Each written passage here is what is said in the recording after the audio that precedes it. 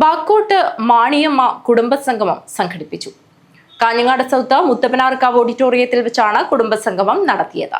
ബാക്കോട്ട് മാണിയമ്മയുടെ കുടുംബസംഗമം നടന്നു. കാഞ്ഞങ്ങാട് സൗത്ത് മുത്തപ്പനാർക്കാവ് ഓഡിറ്റോറിയത്തിൽ വെച്ചാണ് കുടുംബസംഗമം നടന്നത്.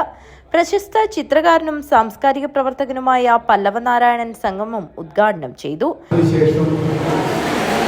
ഒരു കുടുംബത്തിലെ ആദ്യത്തെ വംശവൃക്ഷം എന്ന് പറയാവുന്ന രീതിയിൽ ഒരമ്മയുടെ മക്കൾ, താവഴിയിൽപ്പെട്ട മക്കൾ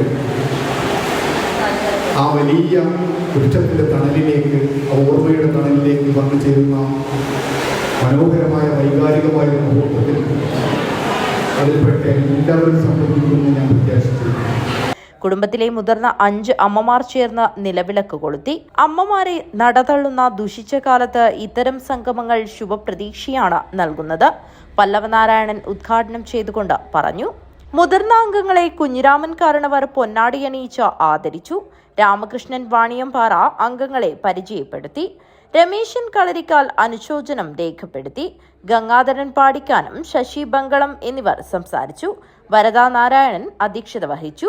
മധു സ്വാഗതവും രാജൻ മധുരങ്കൈ നന്ദിയും പറഞ്ഞു. തുടർന്ന് കുടുംബാംഗങ്ങളുടെ വിവിധ കലാപരിപാടികൾ അരങ്ങേറി. News bureau, Kanhangad.